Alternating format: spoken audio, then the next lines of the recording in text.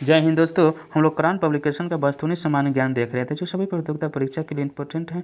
History इतिहास से question हम लोग देख रहे थे टॉपिक बाय टॉपिक क्रम बाय क्रम करके। ये जो मराठा राज के बारे में है, क्या है मराठा राज के बारे में है। शिवाजी के गुरु का नाम क्या था? रामदास था।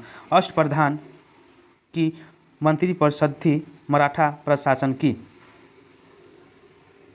संभाजी के बाद मराठा शासन को निम्नलिखित में से किसे ने सरल और कारगर बनाया था? तो हो जाएगा बालाजी विश्वनाथ। सरजामी प्रथा किससे संबंधित है? तो हो जाएगा मराठा भू राजस्व प्रथा से। मराठों के उत्कर्ष का निम्न में से कौन सा कारक सही है? तो हो जाएगा उपयुक्त में से सभी। धार्मिक चेतना के, भौगोलिक सुरक्षा, राजनीतिक जागृति के। शिवाजी के समय सरनोबात का पद संबंध था? तो हो जाएगा सैन्य प्रशासन से। निम्नलिखित में से किसके शासनकाल के क्रम की व्यवस्था कीजिए? तो हो जाएगा यहाँ पे बालाजी विश्वनाथ, बालाजी राव, उसके बाद बालाजी बाजीराव, उसके बाद माधव राव।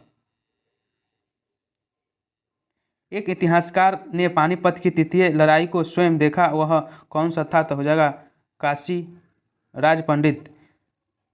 शिवाजी ने मुगलों को किस युद्ध में हराया था? तो हो जाएगा सलहार के संधि में।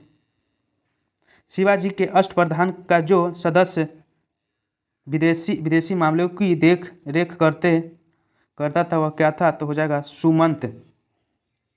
निम्नलिखित में से सही कालानुमान क्रम को सजाएं। तो हो जाएगा संभाजी राजा राम, शिवाजी द्वितीय, उसके बाद छत्रपति शाहू जी। अहमद शाह अब्दाली के भारत पर आक्रमण और पानीपत की तृतीय लड़ाई लड़ने का तत्कालीन कारण क्या था? तो हो जाएगा यह मराठों द्वारा लाहौर से अपने वायसराय तैमूर शाह के निशान के बाद लेना चाहता था। शिवाजी का जन्म कब हुआ और कब उन्हें छत्रपति की उपाधि धारण की थी? तो 1627 में और 1674 में। ए और बी हैं। 1750 ईस्वी तक मराठा साम्राज्य पेशवा की अधीनता में एक परिसंघ बना है। आर में शाहू की उत्तराधिकारी पेशवा की इच्छा पर निर्भर करता है। ए तथा आर दोनों सही हैं तथा आर ए के सही व्याख्या करता है। पानी के तृतीय युद्ध में निम्न में से किससे मराठों ने हराया था? तो हो जाएगा अफगानों ने। पानीपत का तृतीय युद्ध लड़ा गया था मराठा और अहमद शाह अब्दाली के बीच। वह कौन सेनानायक था जिसे बीजापुर के सुल्तान ने 1659 ईस्वी में शिवाजी को दबाने के लिए भेजा था? तो हो जाएगा अफजल खान ने। शिवाजी के शासनकाल में विदेश मंत्री को कहा जाता था सुमंत। किसके समय से मराठा राजा नाचीज हो गया और पेशवा वास्तविक शासक था? बालाजी विश्वनाथ। पानीपत का तृतीय युद्ध कब हुआ था? 14 जनवरी 1761 ईस्वी में हुआ था। शिवाजी मुगलों की कैद से भागने के समय कौन से नगर में कैद थे? तो आगरा में। शिवाजी का छत्रपति के रूप में औपचारिक राज्याभिषेक कहाँ पर हुआ था? तो हो जाएगा रायगढ़ में। औरंगजेब की मृत्यु के समय मराठा नेतृत्व किसके हाथों में था? तो हो जाएगा ताराबाई के।